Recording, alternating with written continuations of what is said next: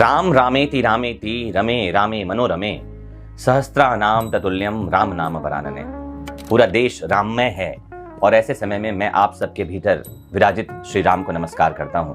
और आज के मोटिवेशन मंत्रा में हम राम जी के जीवन से ही कुछ ऐसी बातों को समझेंगे जो हर किसी को प्रेरित करने के लिए सक्षम है। यूं तो राम जी की कहानी कई बार कही जा चुकी है, लगातार कही जा रही है, कई भाषाओं में कही गई है और कई देश के मूल तत्व में राम विराजमान है। शायद विश्व के अनेक देश ऐसे हैं जहां पर में राम जी से संबंधित कोई ना कोई कहानी उनकी भाषा में है। कल 22 जनवरी का दिन श्री राम जब अयोध्या पधार रहे हैं, मैं एक बात कह दूं कि त्रेता में राम को कुल मिलाकर 14 का वनवास था, लेकिन कलयुग में राम जी को 500 वर्षों से अधिक का वनवास हो गया। और कल 22 जनवरी 2024 वो एक ऐतिहासिक दिन होगा जब श्री राम अयोध्या में अपने घर में विराजमान होंगे, अपने घर वापस पधारेंगे। कई तरह की बातें चल रही हैं, कुछ लोग कह रहे हैं कि ये तिथि सही है क्या, ये समय सही है क्या।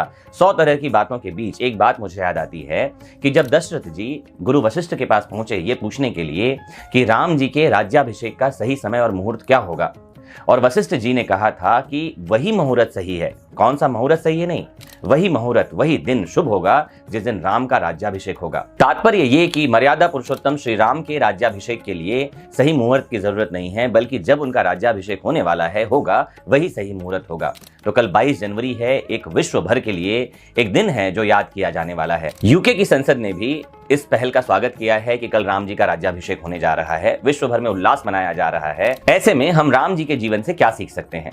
कई बार जब हम प्रेरणा की बात करते हैं तो मुझे याद आता है कि एक मित्र है हमारे बहुत प्रिय कवि अमन, उन्होंने लिखा कि सारा जग है प्रेरणा, प्रभाव सिर्फ राम है। सारा जग है प्रेरणा, प्रभाव सिर्फ राम है, और भाव सूचियां बहुत हैं, भाव सिर्फ राम है। कई तरह की चीजें आती हैं। लोग जब जीवन में असफल होते हैं तो वो प्रेरणा का पुंज ढूंढ रहे होते हैं। आप राम जी के जीवन को देखिए, सोचिए कि राज्याभिषेक होने वाला है, पूरा शहर सज गया है, सुबह जो है राज्याभिषेक होगा, उसकी तैयारियां हो गई हैं, और एक दिन ठीक पहले पिता के वचन को निभाने के लिए अगर वो ये तय करते हैं कि मुझे वनवास जाना है, आप सोचिए क्या कमाल का जीवन श्री राम जी का रहा है। एक असफलता से हम परेशान हो जाते हैं, लेकिन उन्होंने उस बात का वर्ण किया कि नहीं, पिता के वचन को निभाने के लिए मैं वन में जाऊंगा। और 1-2 दिन 4 दिन के लिए नहीं, 14 वर्षों के लिए। और वन जो है उस समय आज की तरह के नहीं होंगे कि जहां पर जंगल रिजॉर्ट है या वहां पर आसपास लोग रह रहे हों। वन का मतलब वन ही होगा जहां उन्होंने जाना चुना। और ऐसे समय में हमको उनकी अर्धांगिनी यानी माता सीता को नहीं भूलना चाहिए।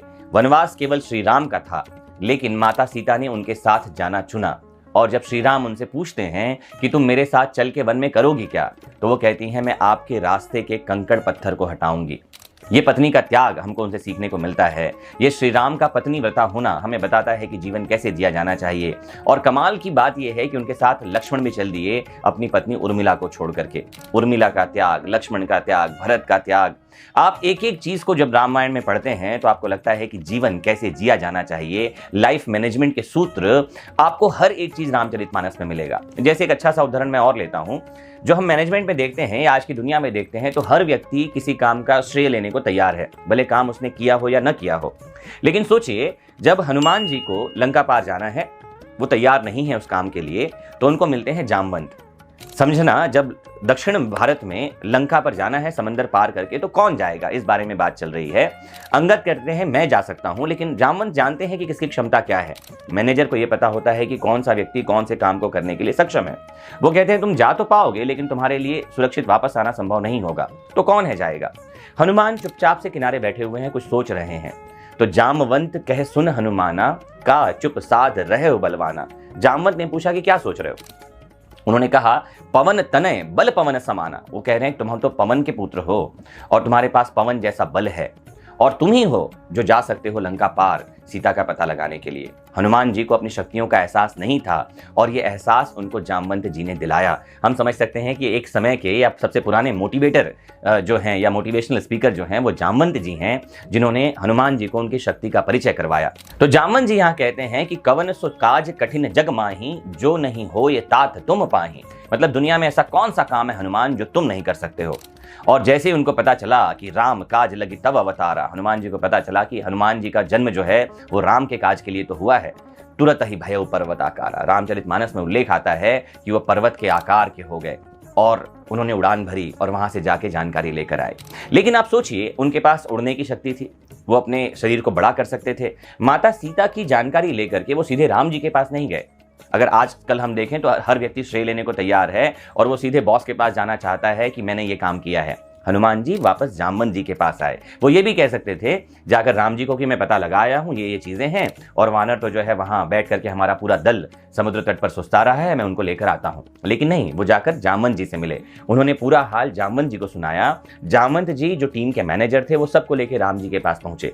और एक बढ़िया कहानी ये मिलती है कि जामवंत जी राम जी से ये नहीं कहते हैं कि मैं पता लगा कर आया, वो कहते हैं कि नाथ पवन सुत कीन ही जो करनी, सहसहु मुख नहीं जाए सुबरनी। वो बताते हैं कि पवन सुत है, हनुमान है, जो ये पता लगा कर आए हैं, और जो काम उन्होंने किया है 100 मुख से भी अगर उनकी प्रशंसा करूं तो ये प्रशंसा संभव नहीं है, ये प्रशंसा कठिन है।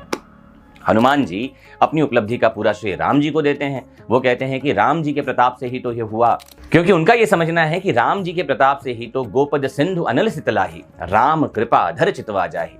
उनका यह समझना है कि अनल यानी आग शीतल हो जाती है, गोपद सिंधु जो समंदर है वो गाय के खुर के समान छोटा सा दिखाई पड़ने लगता है, राम कृपा धर चितवा जायु, ऐसे व्यक्ति को जिनके मन में श्री राम बसे हैं।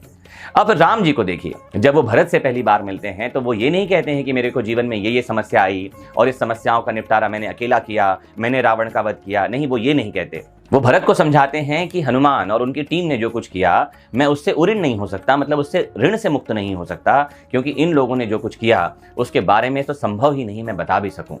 तो वो राम कह रहे हैं इनके कारण हुआ, ये कह रहे हैं इनके कारण हुआ, ये है क्रेडिट को बांटना, ये है सही मैनेजमेंट।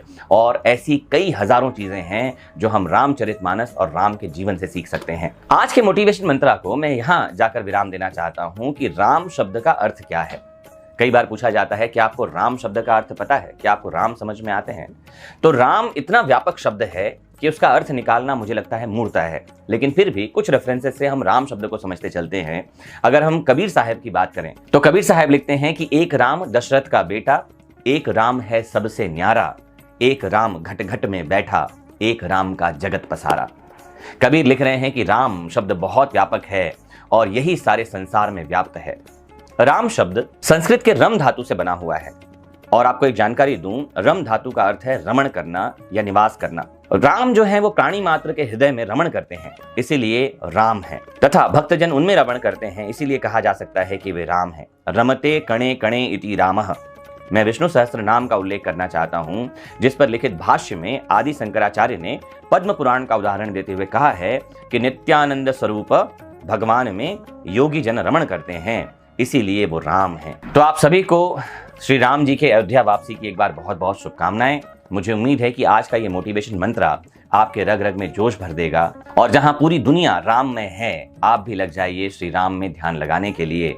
और राम बनना आसान नहीं है, मर्यादा को साधना होगा, असफलताओं को गले लगाना होगा, और सबको एक समान दृष्टि से देखना होगा। ना कोई बड़ा है ना कोई छोटा है, जीव जीव कण कण में ईश्वर व्याप्त है। जब ऐसी विचारधारा को लेकर आगे हम चलेंगे तो हम संवैधानिक मूल्यों को प्राप्त कर सकेंगे, हम जीवन मूल्यों को प्राप्त कर सकेंगे, हम इसमें और उसमें भेदभाव नहीं करेंगे। और यकीन मानिए, सफल जीवन का मूल आधार तो यही है सफलता, यही है आनंद और यही है खुशी। जाते जाते आप सभी को जय श्री राम, जय हिंद।